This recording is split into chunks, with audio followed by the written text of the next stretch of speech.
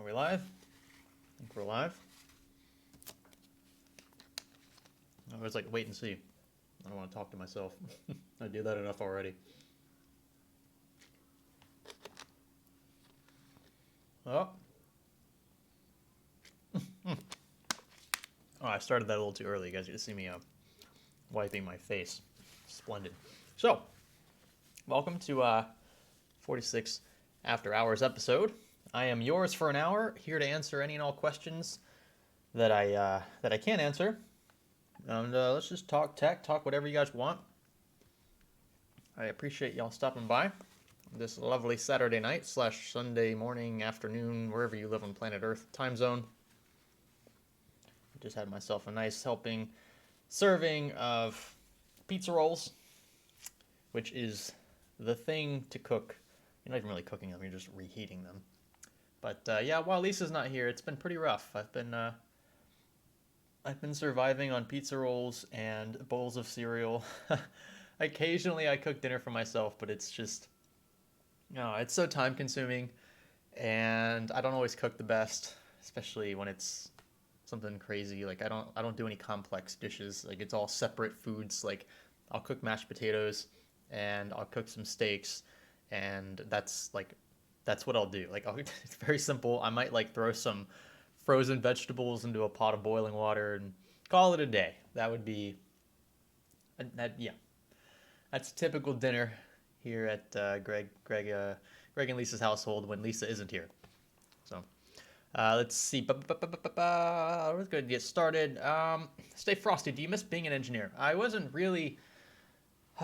So I have an engineering degree, and I really liked learning. I liked being a student in the program, but I have not worked in the field. I have not worked as a petroleum engineer anywhere. My brother is, so I know what he's doing. I talk to him every day, and he's every now and then talking about stuff that I vaguely remember from school, just some principles that he has to use every day while he's working. And part of me wishes that I was there doing that with him, because we were both good at it. He was really good at it, and he helped me get through a lot of the tough stuff in school. But I don't really miss it in the sense that, like, I would prefer to do this, and that's why I am doing this. If I wanted to be in the industry and use my degree properly, then that's totally audio a little bit. Let me turn it up. No problem. But anyway, yeah. If I wanted to be in the industry, I would be in the industry. There's nothing really stopping me from doing that. I just prefer to do this. So there you go. Dance, if you're gonna spam the chat, you're just gonna get thrown into timeout. There we go.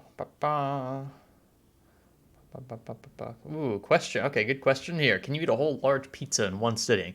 I used to be able to do that. That sounds really silly now. Like, if I'm very hungry, I can do it. I'll feel like crap afterwards. I remember when I was in middle school. No, when I was in middle school, like 13, 14, I was about 120 pounds. I was really skinny. I'm still really skinny. I'm just not 120 pounds skinny. Thank God. That would be, that's too skinny for someone who's like 5'10". And I remember very, very explicitly ordering large pizzas from Hungry Howie's. There was a Hungry Howie's across the street from my school. And whenever we would get the chance to order Hungry Howie's and have it delivered, which wasn't very often, I'd order a whole large pizza, and I'd do one of two things with it.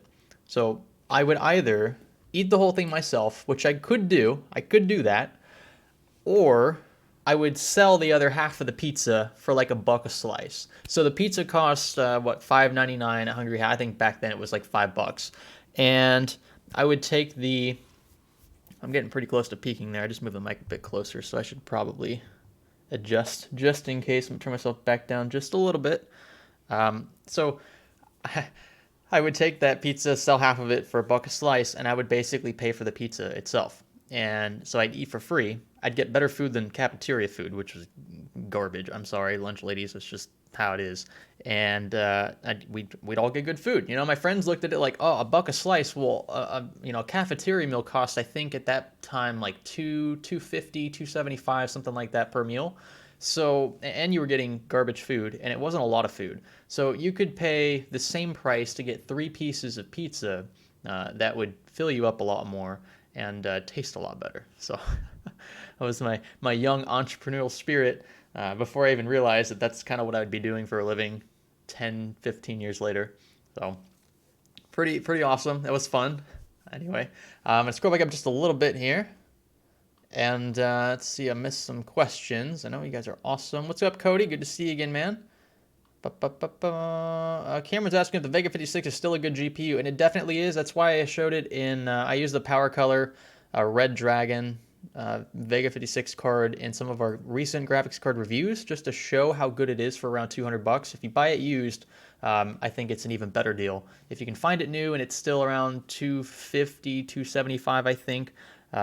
Just off the top of my head, I might be wrong about the new prices, but they're good cards definitely on the used market. And I've preached that, like, if you can deal with a higher power draw, and you get a cooler, or I should say an AIB, or a card with a cooler that's beefy enough to keep the card quiet, then I don't mind the extra power draw at all personally. And it's all about value at that point. So yeah, it is definitely a good card, a good used card to be more specific. Let's see here.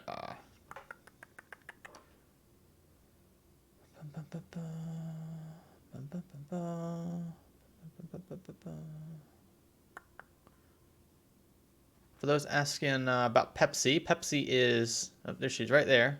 She was right. Hey, you can see her face. Hey, Pepsi girl. Her face is just... She's just staring at the... It's like she's staring at the camera, but she doesn't know what she's looking at. Oh gosh. Yeah, sorry, I didn't realize that she'd gotten up. She is... Hey, don't be biting that. What she's doing over there. She better be careful. Joe Green, is ESD something to be worried about? No, it's not. In most cases, unless you live in a very dry climate and you're working with socks on carpet, and even then, like even if you do discharge some static onto a component, most of the time it's not a strong enough charge to blow a cap or anything crazy like that. So I'm pretty sure it was Jay or somebody who literally was charging himself on carpet or something, and he was touching components trying to get them to short out and blow up, or whatever you want to call it.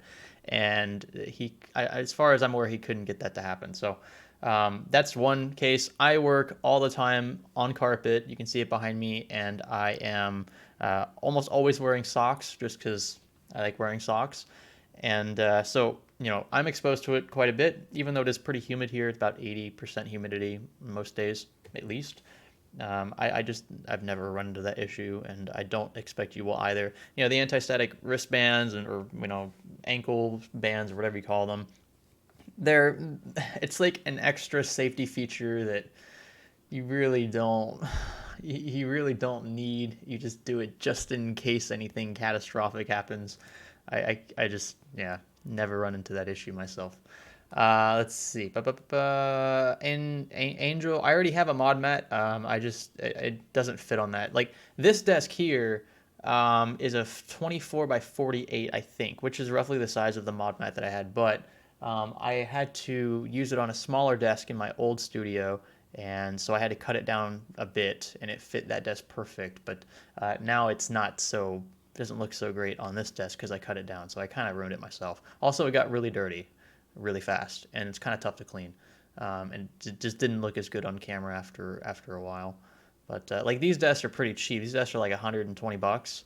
So if this thing gets scratched to crap, I'll just buy a new desk. It's not that big a deal. Excuse me. Let's see here. Scroll up just a little bit. Wallbank $5 super chat. I appreciate that. Asks, he has a 2060 Super. You think I can push 1440p 144 Hz monitor? Okay. Well, yeah, but there are many variables to consider. So your in-game settings, types of games you're playing, the CPU is going to be a big parameter in that determination as well, especially when you're gaming at a higher refresh rate. So in general, if you want to really generalize this, it's not always the case, and it really depends on other factors as well. But if you think of it like this, the higher you try to push your frame rate, the more said game the more your system leverages the CPU. So your CPU will matter more at higher frame rate gaming, assuming, again, well, higher frame rate gaming, sure, but then also you want to be able to see those frames on a high refresh rate monitor, right? So you need a monitor with a refresh rate that is high enough to allow you to see those frames that you're rendering. And then the more graphically intensive a game is, as in like the more you tack on things like anti-aliasing and tessellation, ambient occlusion, those are going to stress your graphics card more. So the more you bump in-game settings, there are some in-game settings that will leverage the CPU more so than the graphics card, but most of the toggles in there are going to push that graphics card harder if you turn them on or bump them up. So if you raise in-game settings in general, that's more graphics card related. You're going to want a better graphics card for that. If you're willing to compromise a bit on those settings to get a higher frame rate, that's fine, but then that's going to push more of that hardware leverage onto your CPU. And that's why you really want to have a balanced system, because some games are going to pull more frames, or some games are going to allow you to draw more frames, and some games are just going to look better, or you're going to prefer them to look better and not be so frame rate conscious. Like, for example, City Skylines that I play a lot rarely gets above 50 or 60 FPS. And it's not a game where it really matters, because a lot of the time you're building stuff and you're just staring at a static screen. Other cases, though, like racing games or first-person shooters, I strongly prefer and would leverage higher frame rate gaming, higher refresh rate gaming over resolution and in-game settings. So it depends on the game. But I would say in general, a 2060 Super is a decent mid to high range card for the price. It's really more mid range when you look at the really polar ends of the spectrum. Like you could go with something as crappy as a GT 1030, or you could go with something as powerful as a 2080 Ti. So the RTX 2060 is kind of in the middle, but you can see 2060s, 2070s, 2070 Supers and whatnot in mid to high range builds, and you can push 1440p 144 hertz in a lot of those games with modest settings. Largely depends on the game though. I'm getting an email at 9:13 at night. It's a dentist email. Nobody wants dentist emails at 9 o'clock at night. That's some garbage. Let's see. Vaughn Labister, what specs are you using for cities? I have a 1070 R5 1600, only get 30 FPS. So I'm using, my personal rig has a 9900K in it and a 1070 Ti, and I get about 50 to 55. So that game is going to leverage 3 cores or 3 threads heavily. In my testing from a year ago, that was the case, unless they totally redesigned or switched engines.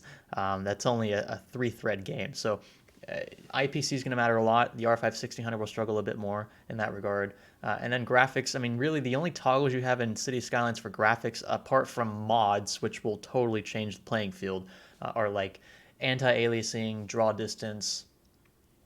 There aren't many more in cities. It's just not as big a deal.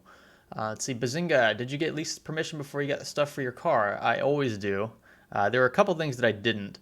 They were smaller things. Anytime I do a big purchase, like when I buy an exhaust kit, like the exhaust kit for my car was, it wasn't too expensive. It was like $1,000. Like for exhaust, it's not very expensive. My S5 exhaust was like $5,000. That one was pretty expensive. But most of the parts that I've bought for the Q are just, anywhere between $100 and $500. So, and as long as I'm not buying something like that every week, it's okay. It's manageable. It's just when you start buying in bulk, like tons of stuff that you want to do all at once, I don't like doing that. Like if I bought everything I wanted to do for a car all at once and I installed everything over a weekend, I would get so tired of that car so fast that it would be a waste to buy those parts in the first place because I'd want to sell it. So what I do whenever I buy a car is I'll buy it, I'll sit on it stock for a little while. The first thing I upgraded with a Q was were the tires and rims. So the tires were stock, these piece of crap Dunlop run flats, and I had no grip. Like the car is pretty torquey. It's twin turbo, so it's once the turbos spool up, and they're pretty small, so they spool at pretty low RPM. You lose grip. Even in second gear, I was losing grip stock. So I knew that the first thing I needed to do was swap the tires, because the tires, I mean, if that's your weak link, you can put as much power into the engine as you want, but you're not going to get any grip. You're not going to feel the power. You're not going to feel the torque. So I swapped tires and rims first, and then I moved on to cold air intakes, which aren't really cold air, but whatever. Blow off valves, lower downpipes, full exhaust, a catback exhaust, and then JB4, which allows me to tweak boost pressures and stuff. So there's the car stuff for you. Kryptonic wants to know when we're making that low budget PC. Which one are you talking about? I've made a few low budget PCs here on the channel in the past. It's like the problem with used builds is that it's really circumstantial. It depends on where you live. If you limit it to only like eBay, let's say, then that kind of levels the playing field because everybody in the States has access to the same parts, and arguably everyone in the world, if assuming eBay will ship to you. But with local deals and stuff, it's like you'll see some channels where, and not that I don't agree with this, it's just like, when you watch it that it's like, wow, he got lucky with that deal. There's no way I could find that deal, so I can't relate. But like, let's say Brian, I'll use Brian because I always pick on Brian. So if Brian from Techia City goes out to the next city over in Australia and decides that he's going to buy a GTX 1660 for $80, 80 US equivalent dollars. Like that's a really, really good deal, right? And that would be an epic find. But how many people are going to be able to find a similar deal? Not many, if any at all. The person selling it would have to be crazy or just wanting to sell instantly. So it's hard for people to relate, and then can you really say it's like, yeah, for you it was a cheap build because you got such really good deals in your local area, but like I can't go out and buy the same parts or similar parts for similar prices on eBay or in my local area. So yeah, it's just everyone's going to do it differently. It's just I try to get it to the point where you guys I can say, hey, this is selling for around 120, 140 used, so here's a link to eBay, the part or whatever. You guys can go buy one if you want, similar one, blah blah blah. Yeah, it's just more relatable for you guys. Let's see, Mr. Eka, you're gonna do more general science videos like the explanation of nuclear fusion and stars. Yeah. So if you go back to that video and look at the view count, you'll understand why I don't do more of those. And the reason why is because those videos don't pay my bills. That video I think made like $40, if that. Like $40 per video. If I upload 2 to 3 videos a week, is not a lot of money. I can't live off of that, and especially now that we're gonna be, Lisa and I are gonna have our baby boy next month. It's just like I got to do stuff that people watch in bulk. So if you want to see more stuff like that, more people have to watch the videos. And it's just, I understand. Like most of you subbed for the PC Tech. So when you see something that's not PC Tech related, why the heck would you click on it? I get it. I would like to do more general science stuff, but it's just not popular on this channel with this fan base. So we got to work with what we have. That's all. Let's see here, Nathaniel LePage. $5 super chat, I appreciate that. For photo/video editing, should I go for the 2700X or 3600, upgrading from 4690K rig? That's a tough question. For photo video editing, it really depends on the software. I have not tested the viability of 8 weaker cores versus 6 stronger cores in, say, Adobe Premiere Pro. I don't think, well, maybe I did in my 3700X video. I'm not sure if I compared it to the 2700. I don't think I did. I would be interested to see how they stack up, but it would totally depend on the program. So if the program leverages cores better than it does frequency, or just general IPC, just the strength of each core, then I would say that the 2700X is a better bet. But the 3600, for a price of only $200, is a heck of a CPU. You could certainly resell that in the future if you didn't think it was good enough and get a 3700X, for $100 more. So, excuse me, I'm tempted just to say 3600, despite knowing that you're going to be missing to an extent the extra 2 cores and 4 threads. A lot of programs are still going to struggle to utilize 12 threads. So, and yes, even content creation software. So I would say 3600. I'd say stronger IPC. That's a weird, I never expected to say that, but the Zen 2 is just so good. It really is. For the price, it's so good, so it's hard to pass up. Let's see. Linkspace asked if I'm going to use the Baby Greg for clickbait live stream photos like Pepsi. I've been thinking about it. I might use both, so it's double clickbait, so you guys get a double dose of it. Maybe you're a little more intrigued and want to click even. I was thinking, I talked to Lisa, I was like, do you want to have Baby Greg in any live streams, and she's like, well, yeah, why not? I'm like, I just don't know how it's gonna look. Like he's gonna be, a baby at the time of us filming all this stuff, and then he's gonna look back on these videos in 15 years or whatever, and be like, yeah, my parents were totally exploiting me for views. Like I don't want him thinking that. Like I'm not that desperate for views at all.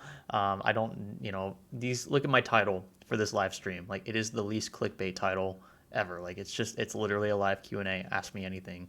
Science Studio After Hours number 46. Like I'm not, I know these live streams aren't super popular, and that's because I really don't intend for them to be super professional or anything. I like talking to you guys. I like to be personal with you at least once a week if possible. I try to reply to as many tweets as possible, and that's another way you guys can talk to me if you're interested. Let's see here. David, the cat was in the shot like 5 minutes. You're a little late to the live stream. The cat was in the shot a few minutes ago. But she was doing something pretty funny actually. GGK, let's see. I'm pursuing a degree in computer engineering. Any tips from you being an engineer student and graduate? Also, should I get a high-end laptop for school? So I wasn't a computer engineer. That's a very different engineering curriculum than mine. Think of mine like mechanical engineering. That's how I usually get people to relate to it. So it's a lot of physics, thermodynamics. Not that you didn't have to take those courses or won't have to. Like you still will. There are still prereqs. But once you concentrate in computer engineering, you're going to do stuff that is totally different from what I've done. So I will say in general, like I have a few videos on the topic of like, should you pursue an engineering degree? If you want to check those out, that would answer the question probably in more detail. But the biggest thing for me was sacrificing my social game, at least somewhat, to stay on top of schoolwork. It's not something that I recommend you do the entire time you're in college, but there are certainly times where I had to completely give up on going out, hanging out with friends, or even making YouTube videos because I was doing this while I was a college student. So if you can, it's really time management is what it is. Anybody can learn this stuff. If it takes certain people a bit longer to pick up on the skills and the steps for working problems and whatnot. But everyone, I think, there are a few exceptions, but most people, I guess I should say, can handle the curriculum if they can handle the time management correctly. So that's a big thing. Weigh that heavily. As for the laptop,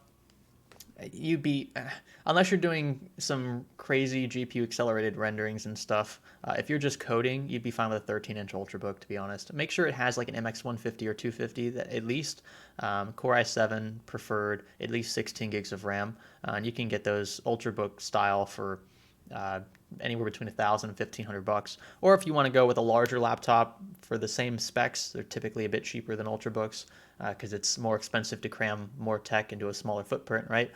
So bigger 15-inch laptops would be cheaper than that. But yeah, those are the specs I would recommend. Scrolling down just a bit here. Let's see here. I see you, Woodchip. I'm gonna get to you. I'm gonna get to you in a second.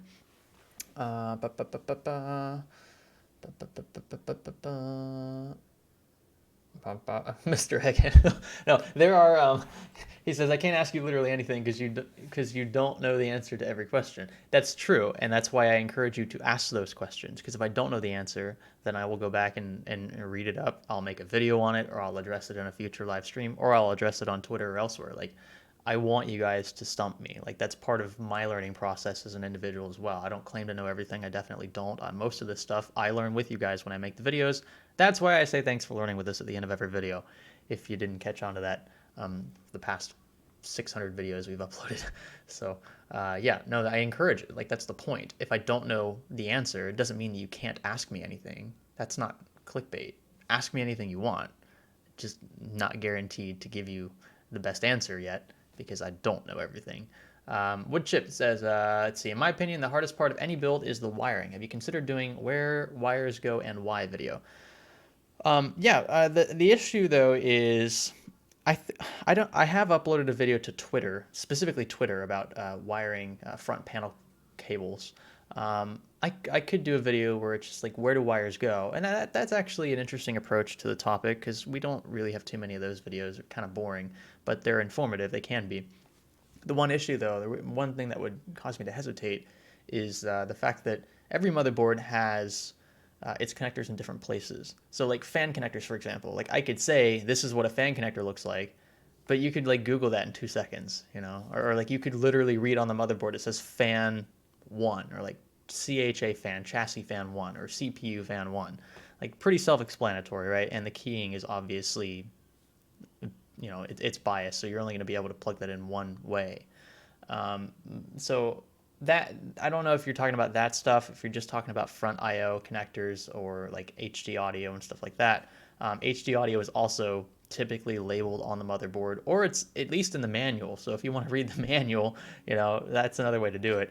And even front panel it's still in the manual. So like, I just make the video and be like, how to wire stuff. Read the manual. Thanks for learning with us. Just end the video. But I say that because every motherboard's different. Like the JFP, or is it JFP one? I think that's the header for front I/O.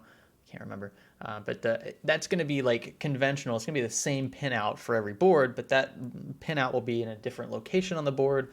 HD audio might be in a different location. This is especially true for ITX boards, where they have to make do with the space that they have, and you'll find some ports in some very weird places as a result. Let's see. Okay, scroll up just a little bit because I missed some questions here. EDG, what do you think about YouTubers who use clickbait, seeing as YouTube usually promotes it to new users through the trending homepage? So I've never had a video that's trended. I've never had like a trending hashtag or whatever over a video. We've had videos that I would say have gone viral, but we haven't had videos trend on YouTube. I've used clickbait in the past. I still use clickbait every now and then, especially for stuff that I don't feel like people are going to want to click on at first, but that I know has good content in it. And they're going to, you guys are going to be the judge. If you don't think it's worth your time, you're not going to click on it. And a lot of it has to do with that title and that thumbnail. So I can't blame anybody for doing clickbaity things. Most of us do, and will openly admit that. Some of us do it more than others, sure. Some of us don't need to clickbait because we already drive enough traffic. But in general, clickbaiting is just a part of the game. It is just how it works. And you can call clickbait, you can label anything really you want clickbait. If it's something that makes you click on the video, technically it's clickbait. I don't like that word because people use it in a negative light. And to an extent, yeah, like that's the point of it. But I think there's annoying clickbait, and then there's clickbait that is effective. And if you can make it more effective than it is annoying, like annoying would be like if everyone's commenting like, oh, clickbait, I got clickbaited. It's misleading. To me, clickbait in a negative sense should be deceptive clickbait. But if I say, I don't know, something that made you kind of like feel on edge and want to know what happened in the video, that would be clickbait too, right? I'm hooking you. That's what a clickbait is. It's a hook to get you to click on the video. So if I worded the title like, I paid $1,000 for this, you won't guess what happens next. Like that's a clickbait title. No one's going to argue that. But is it effective clickbait more than it is annoying clickbait? And if you click on the video and at the end of it, you're like, wow, I'm glad I clicked this video. I'm glad that clickbait was there. Then that to me is effective clickbait. So that's my goal. If I ever do it, I try to make it to where it's not like cringeworthy, because God, it's so easy to do that, and so many people do that, especially car channels. Like I watch a ton of car channels, and so many of them clickbait, and it's so annoying. But it's just that's what you have to do to drive traffic. I'm not gonna judge them. I'm just not gonna emulate it all the time. Gamer videos. Is it easy to become a YouTuber? Is it easy to get 1 million views? No, if it was easy, everyone would do it. I have many friends who have tried to emulate what I do here, and it has unfortunately not worked out for most of them. Not that I don't want it to work out. I understand that part of it is timing, part of it is a topic, and those two go hand in hand. And the other part of it is presentation and your charisma, like how you present the topic itself. So, for example, pick like the most boring person you know. Like think in your life right now about, excuse me, I got like acid reflux or something. I want you to take a few seconds, think about the most boring person you know. Somebody that has like the most monotone voice. They're not charismatic. They have no energy. Think about that person. Who is that person in your life? Okay. Now, that person is now suddenly the host of a car review channel, and his first car he's reviewing, assuming this is a guy, is a Bugatti Veyron. Okay. exciting car, super unexciting and unenthusiastic host, right? So that is a mismatch in and of itself right there. That would be a reason to watch another car channel instead because there is competition. Also, think about the number of car channels there are out there. I'm using car channels because it's to me it's too easy to talk about tech channels, and I don't want to step on anyone's toes. But like car channels, for example, are becoming more and more popular, and they are saturating the car space on YouTube. So you think of some of the big power players. In my eyes, would be like Doug DeMuro, Hoovie's Garage, Super Speeders Rob, like channels like that are pulling hundreds of thousands of views of video generally. Those guys are not boring people. They can't be. If they were boring people, nobody would watch them. They'd watch the people who are more exciting and have a personality.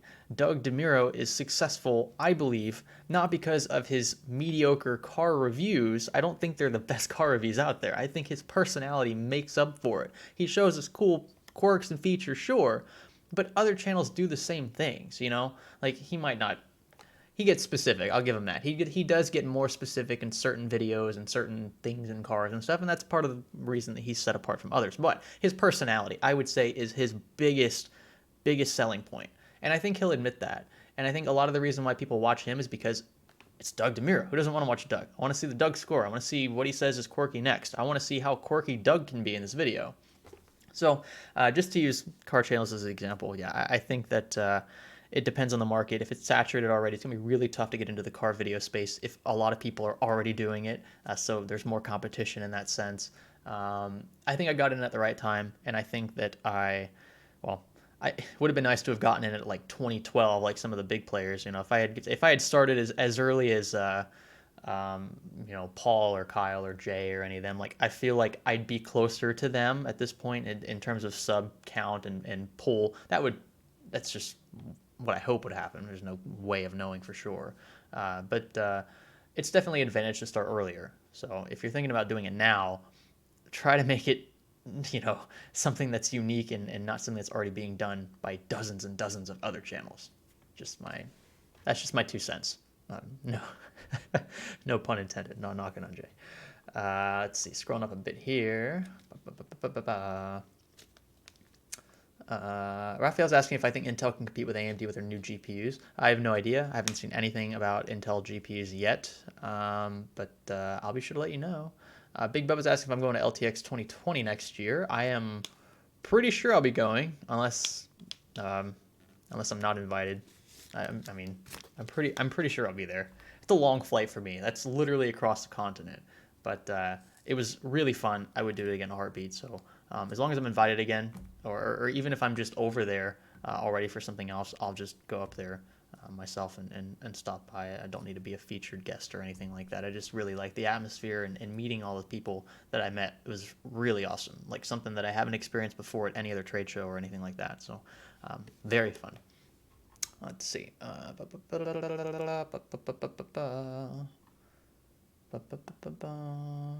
Thanks, Captain. Says congrats on the case victory. So I want to clarify quickly what case victory means. So the judge, as far as I'm aware, in the ruling, did not indicate that it was dismissed with prejudice. So that means that if Dustin really wants, he could sue me again. He could sue me in court in Florida. He could sue me. I'm pretty sure he could sue me again in Indiana if he really wants. But there are other things I could do at that point. If he wants to do those things, that's up to him. I would encourage him not to. I don't think it'd be a smart play. I think he should just let it go. But the judge basically said that Dustin can't have a case because Indiana courts don't have jurisdiction over the matter in question. So it's not necessarily that we won. It's just that he kind of made an ineligible move. It's kind of like a disqualifier of sorts. Don't know really how else to word it. So because of where he sued me, the judge said, sorry, you can't do that. Doesn't mean he can't sue me again. So it's not really a victory. It's just I pointed out a technicality to the judge, and the judge agreed with me. And that's where we're at now. But it's definitely a step in the right direction. I'm not going to complain about it. That was obviously the outcome I wanted because I filed the motion to begin with. But yeah, I am definitely happy. Let's see. Looking here.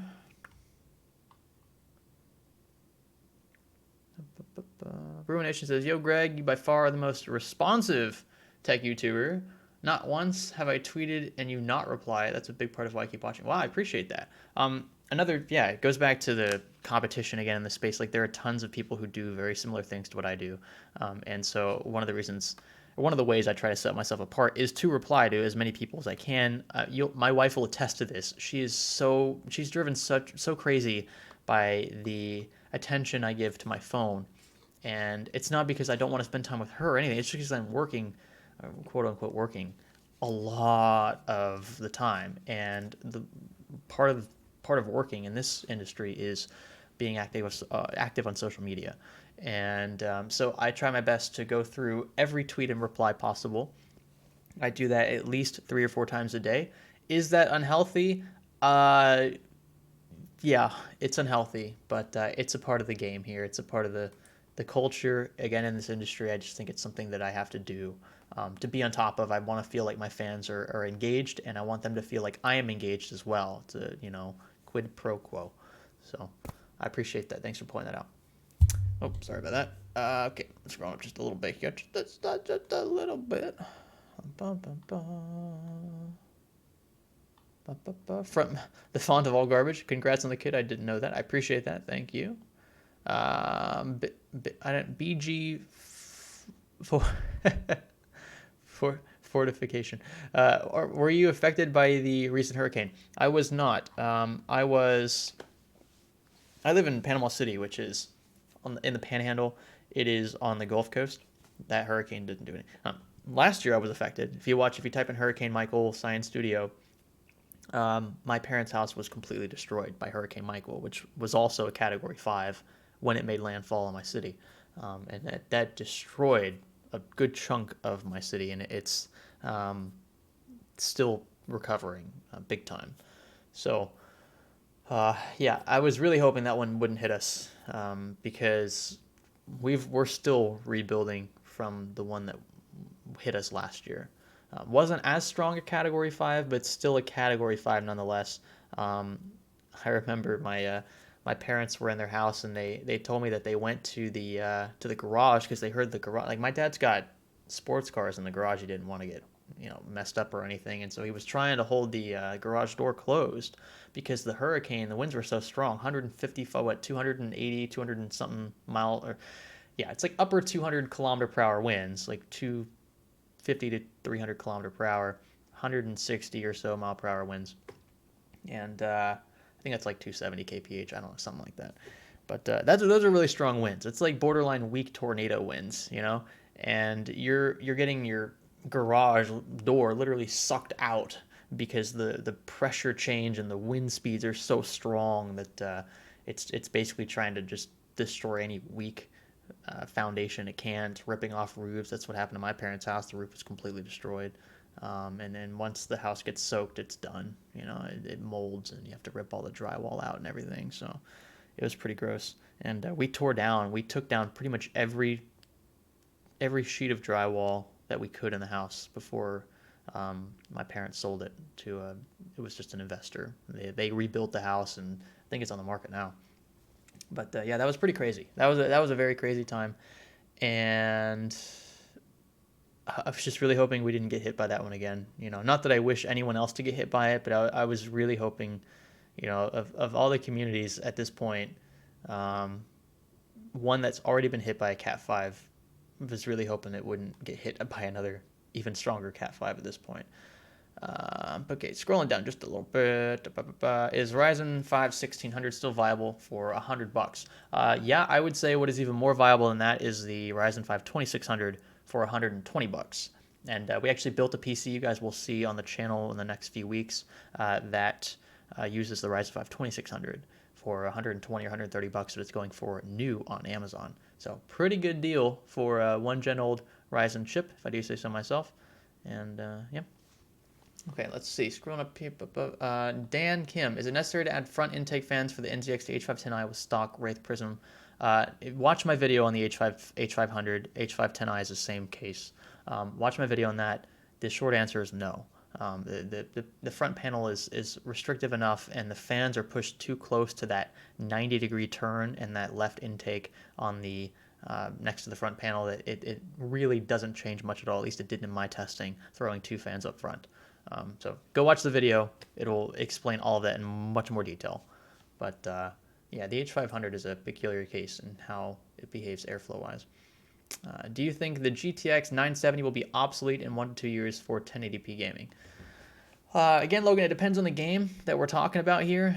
If you're talking about newer 1080p titles, it's going to be pretty tough for it to run, definitely. Even in 1080p, you'll have to drop settings to medium, low to medium maybe. I'm just thinking of like running Assassin's Creed Odyssey on a GTX 970. And if you also pair that with a mediocre-ish CPU, then yeah, it's going to be pretty tough. But I still think it's viable. For a lot of games, the 970 is still a really good graphics card for around $100 or less. Often you can find it for less than $100 now. I do still have one, so I will be sure to test that card in 2020 and see how it stacks up to some other cards in its price range, especially. Because that's when you decide if a used card is obsolete or not. Usually the used market reflects performance per dollar, kind of in the same way that the new market does.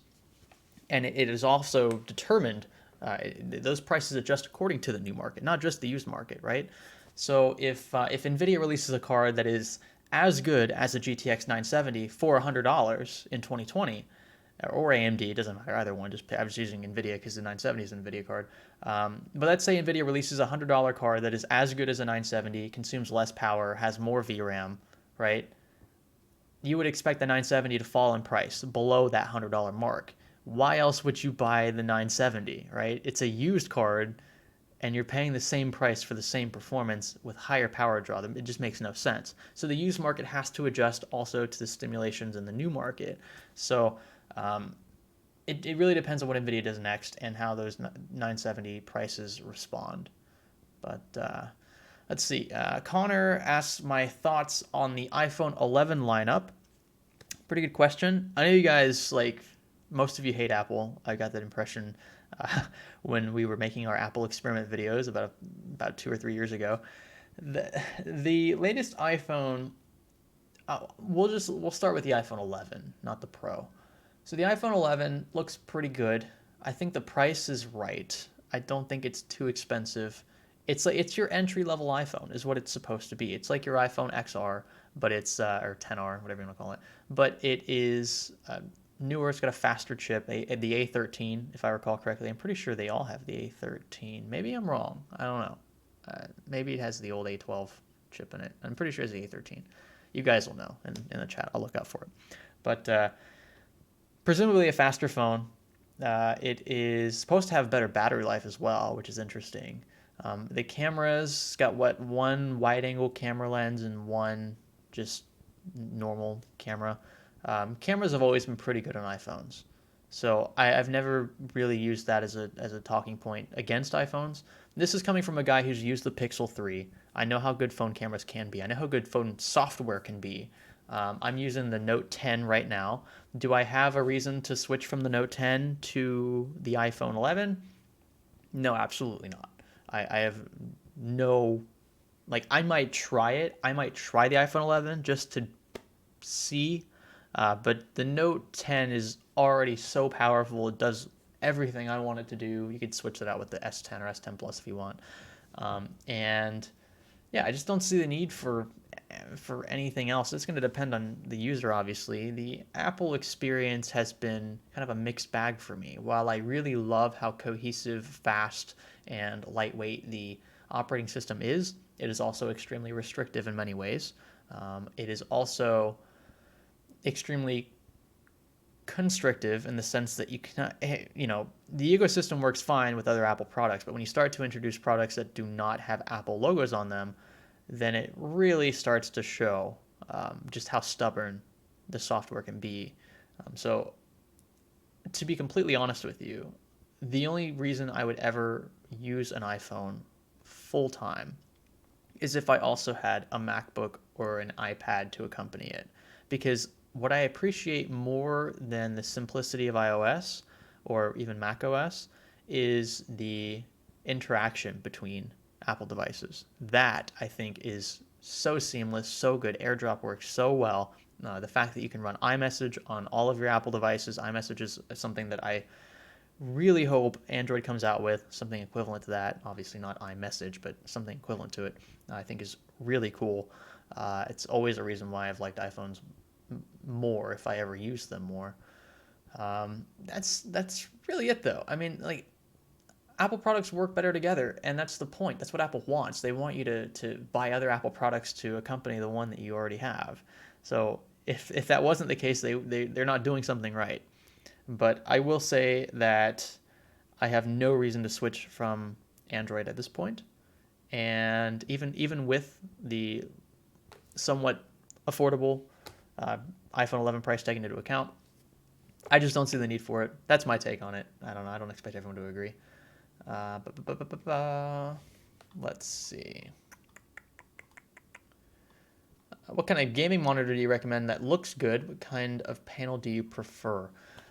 I have many panel reviews on the channel if you want to check those out. I've talked about different monitor technologies, screen technologies, TN, VA, IPS, even OLED. Although OLED is kind of a niche thing at this point still. There are some issues with OLED that need to be worked out with time. Burn-in is one of those things. I think ghosting. I don't know if ghosting is an issue on OLED. I can't remember. One of the technologies ghosting is really bad. IPS tends to be not the greatest with ghosting. VA is usually the best performer at the expense of color accuracy. VA is kind of a healthy, cheap middle ground. There's really nothing wrong with VA. I don't mind VA. I'm using IPS at this point. IPS has gotten a lot better, as has VA, and OLED is just too new for me to really comment on at this point. I haven't used OLED personally, and I don't really have a reason to. I mean, yeah, like, I get near infinite contrast ratios, but like, I'd rather take a clean looking IPS display for a monitor setup. IPS on a phone, on the other hand, a little different. I don't like IPS on phones. I always look for OLED displays. I love OLED on phones because a lot of the time when I am like, if I'm on the phone at night, I don't want to have, if I'm watching a movie, I don't want to see black bars on the tops and bottoms of my videos or on the sides of the videos when I'm watching them. Like I want it to be perfectly black, and the only way to achieve that is with OLED.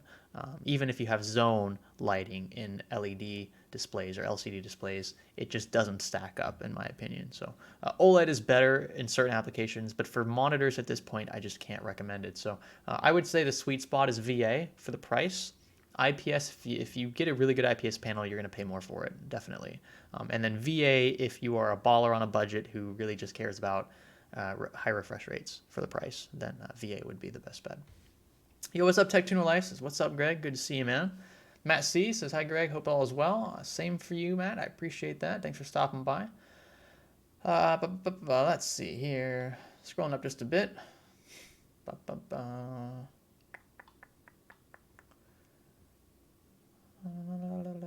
X Awesome Scarif Bot. Do you think that Apple is overpricing their MacBooks in terms of hardware? Definitely. I definitely think that MacBooks, at least the 13-inch MacBook, is more expensive than it should be. Obviously, they're selling at that price, which is why Apple really isn't adjusting many. I mean, every now and then you'll see a really good price on a 13-inch MacBook. And I'm talking about the MacBook Pro. MacBook Air versus the 12-inch MacBook, that was kind of a weird fiasco because they really were similar performers, but the MacBook Air was... did the MacBook Air have a fan in it? I know the 12-inch MacBook didn't because I owned that one. But the MacBook Air, at least for initial launch, was a bit strange to me. So I just thought it was kind of weird. They were like stepping on their own toes in that sense with that launch.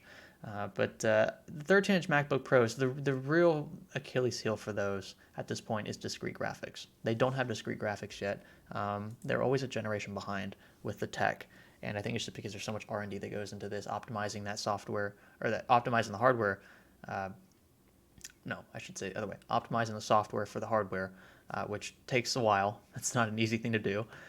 So when MacBooks get to the point where they have and I'm talking 13-inch MacBooks, when they have IGPs, MX150s or 250s at least, that'd be a little better for the price. But by that point, you could also make the argument that equivalent laptops on Windows laptops are going to have even beefier DGPs in them. So, maybe something like a GTX 1660 or even 1650.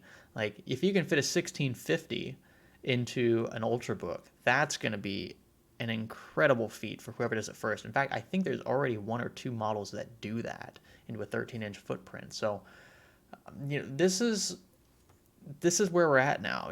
Apple has always been slightly behind, but now there's even more at stake in the mobile space because the I guess I'm trying to say the graphics potential with the DGPs and Windows laptops right now are just getting so much better every year that Apple's going to have a lot of catching up to do, especially in the cooling department. You don't want to have a 13-inch MacBook that thermal throttles. So we'll have to keep a lookout for how that stuff stacks up. Let's see. Gamer Video is asking, is the iPhone 11 Pro Max better than Sony camera to make a video? I'm not sure what Sony camera you're talking about, but I guarantee you the A7 III, which is what I use. I use the A7 III and I use the A6400. I will take either of those cameras any day over a freaking iPhone camera for video, for sure. You're going to get way more depth out of it. You're going to get way more contrast typically, but it won't look artificial. More depth in full frame and mirrorless cameras. And that's just a consequence of a tiny sensor. Phones always have tiny sensors. They have to for obvious reasons, and that's always going to be an Achilles heel of a phone camera. Scrolling down, give me a second here to catch up. Yeah, Pixel 4 is looking pretty hot. I mean, yeah, and like I said, I came from a Pixel 3. I went from the Pixel 3 to a 3A XL, which was a bit too big for me. I didn't like it how big it was. And then, of course, I went to the Note 10. Note 10's freaking huge. So I'm kind of like, I keep going against the grain here, at least my own grain. I'm trying to downsize the phone that I'm using, but the Pixel 4 looks really impressive. Not the biggest fan of the camera styling on the back, but I mean, if it's like any other Pixel camera, I'm sure it'll be a hit. So we'll see. I mean, Google raises the bar every year with their camera, and I'm impressed by that. I hope they can continue that in the Pixel 4. Faux show. Let's see. Stevie Max is my fool for waiting for that 9900K price drop. I'm assuming Intel would hit back with the price drop, but it hasn't really happened. Should I just forget it and go with a 3900X? Good question. Really good question. It's applicable to what we've been talking about earlier. So the one of the reasons why Intel is not lowering prices for its 9900K and 9700K, KF, whatever, blah, blah, blah. The Coffee Lake, well, the 14 nanometer plus CPUs are priced similar to what they were a year or two ago because Intel is still apparently short on inventory. And this is a problem internally because they cannot keep up with the demand that AMD users have. And if you want to compete on a price level with a competitor, typically you have to match the inventory levels that your competitor has. Because one of the reasons why you can keep your price so low is because you can create so many of the product at a lower price. What Intel is doing is fabricating, they're producing their chipsets and their CPU dies on the same fab. 14 nanometers a piece. Typically what it is, you'll use like the 22 nanometer node for your chipset and the 14 nanometer node for your CPU. So it's offset. So when the CPUs move to 10 nanometer, then your chipset moves to 14 nanometer, right? With AMD, it has been pretty consistent as well. Although I'm not sure about the chipset. I think the chipset on X570 is, I'm not sure if it's 12 nanometer or not. It might still be 14. Like Zen. I don't remember. Anyway, but it trickles down step by step. But you never have the node for the chipset equal the node for the CPU. They're never the same. But in the case of Intel at this point, it is. They're processing chipsets and CPU dies on the same node. So that's choking some of that supply chain. And you, as a result, see higher prices because they cannot produce enough of those products to keep up with demand. Intel is still selling CPUs at those prices. That is why those prices aren't going down. You have to think about it like like anything else. Like you just pretend like you're selling lemonade on the side of a road, right? And let's say you start your lemonade prices per cup at $1 per cup. All right, you get several cars drive by, nobody stops. What would be the first thing you think about? Well, nobody's tried my lemonade yet, so it's not like anybody can say that my lemonade is bad. That must mean that my prices are too high. So let me lower prices. Let's see what we can do now. So if you lower your prices to 75 cents, right? Maybe you get a few cars every now and then stopping. And if that's enough for you, fine, that's cool. But if you have a ton of lemonade that you can make and you're not selling enough of it, but your margins are still good, then you can afford to lower the price a bit more to move in bulk. And maybe then you'll still make more money in the long run. So it's just a give and take, right? If you lower prices, you're going to sell more, but your margins are smaller. So you have to make up for that by selling more. That's the point. This is just this simple econ here, right? So I would tell you that if you're tired of waiting, for sure, then the 3900X is definitely going to be enough for you, more than likely. They're practically identical in a lot of respects, except when you talk about compute power. The extra 4 cores in the 3900X are going to come in handy. IPC is similar. The Intel chips overclock higher, so they are generally a bit better in games, but a bit better. I mean, we're talking maybe a 5% delta at the most. Typically, it's smaller than that. So there you go. There's a layout. If you're tired of waiting, we all are. The good thing is AMD prices are already pretty good, so I can't really complain about there being a lack of competition. But I certainly wish Intel would drop prices. If they did, then it would be really difficult to recommend one over the other. At this point, I feel like everyone's just saying, yeah, buy AMD, because it's like the cop out. It's the easy way out. But if you're talking about used prices, then maybe there's a little more give and take. So different discussion. But anyway, yeah, you're not the only one to notice that. That's definitely something that's been happening for a while. Let's see here.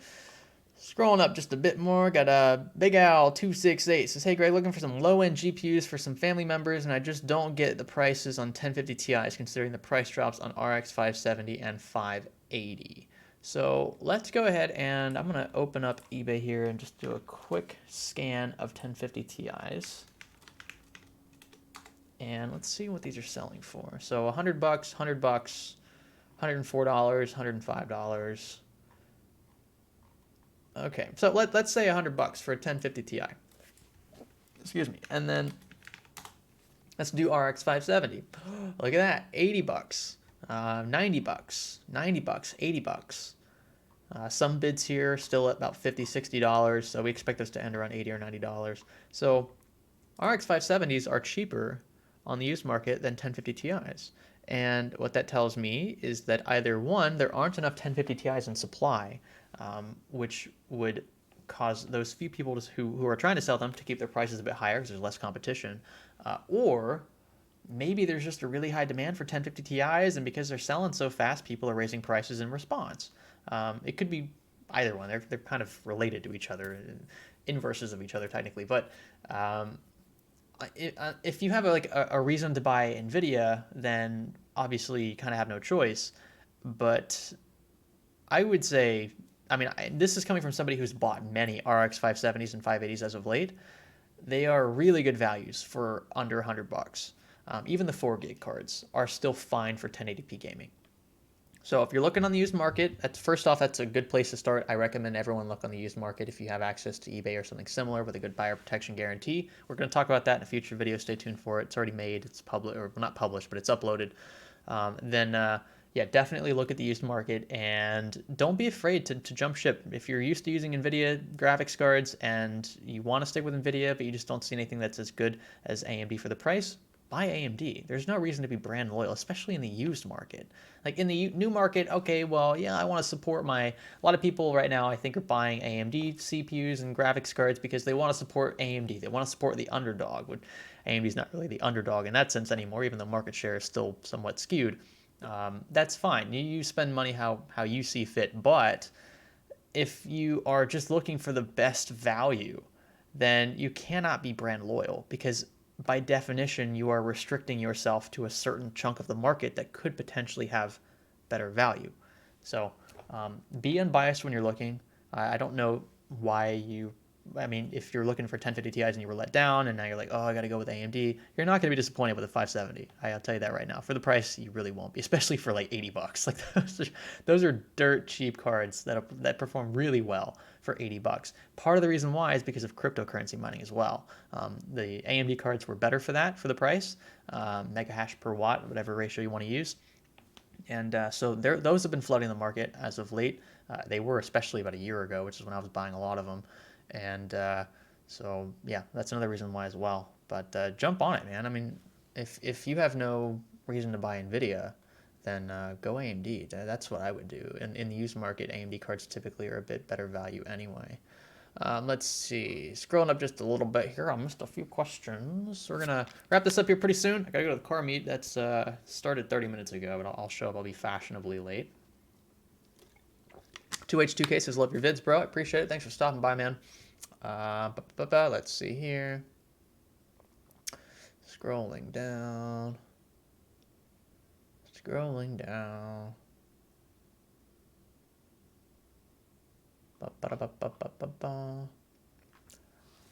Leon, what do you think is sweet spot for memory speeds versus latency for Zen 2 Ryzen 3? 3200 megahertz lowest latency, 3733 lowest latency. Should one go for B-die, E-die modules, single dual rank?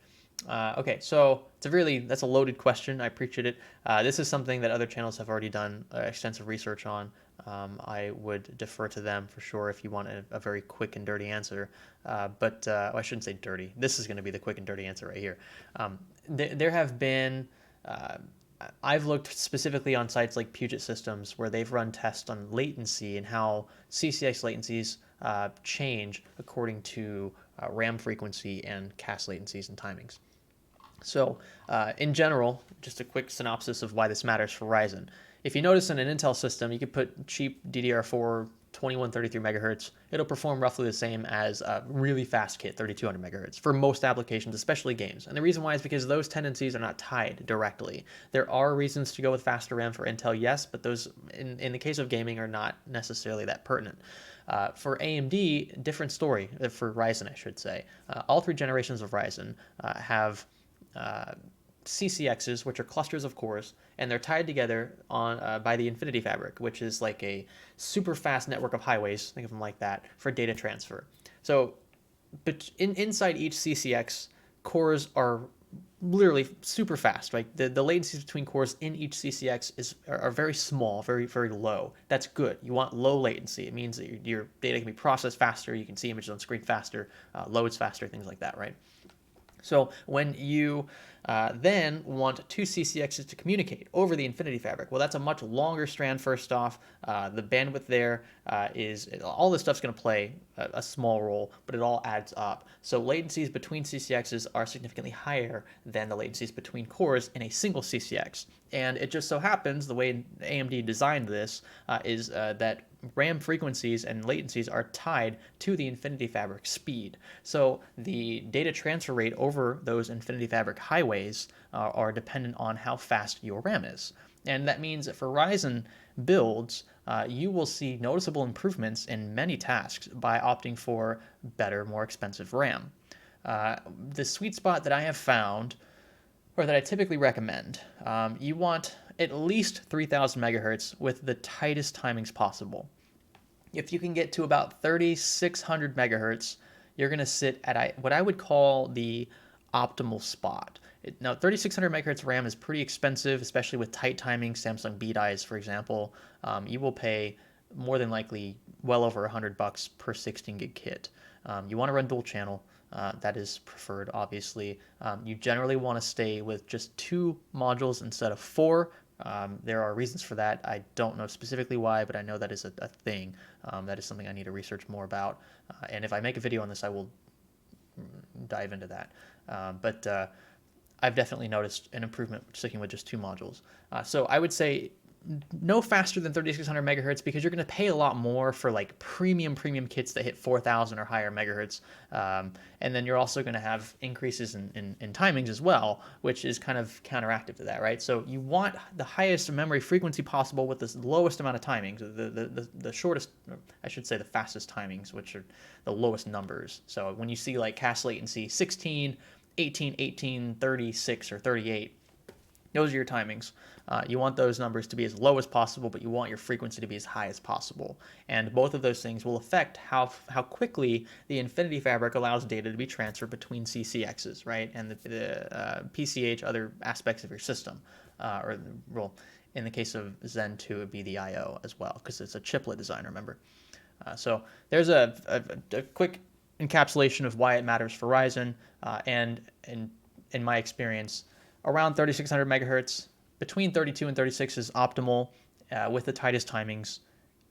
If you can find 16 cache latency 16, that would be the best. I would say a kit of Trident Z modules, Samsung beat eyes that are optimized for Ryzen. Typically, they'll say so. Sometimes they won't. Now they don't really matter as much. It mattered for original Zen chips, and Zen Plus straightened that out, and Zen 2 has been pretty tolerable. So it's not as particular in that sense.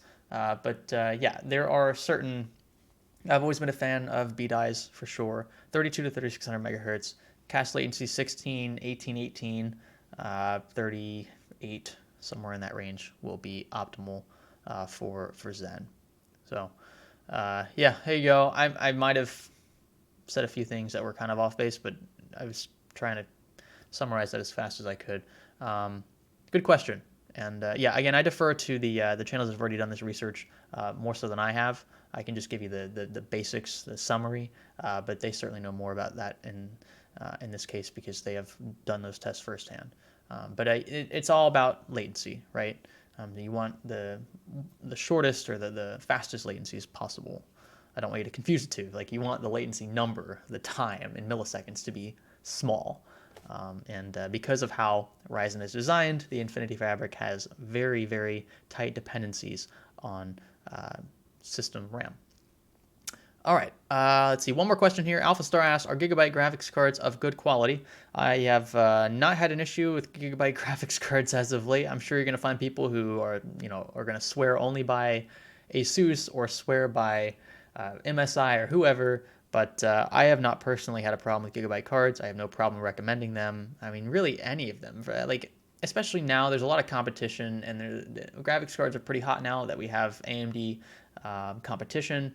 And I've never really had a bias one way or the other. I might have a bias in terms of looks. I think Gigabyte makes good-looking cards. I think Asus makes good-looking cards. MSI did in the past. I haven't really liked their generic-looking shrouds now on the 5700 and XT cards, but yeah, I mean, really any of the big name brands, for the most part, will be fine with a few exceptions. The Evoke from MSI was had its issues with the memory pads, thermal pads, and also repasting. Still runs a bit loud. Some cards will be better than others. That's why you need to watch reviews, and that's why I've been doing review videos for every 5700 XT that comes into the studio, because there is some variance there, and you guys want to have the quietest card that's the best performer for the price, and I get that, so that's why we make those reviews. But anyway, you guys have been awesome. Thank you for watching.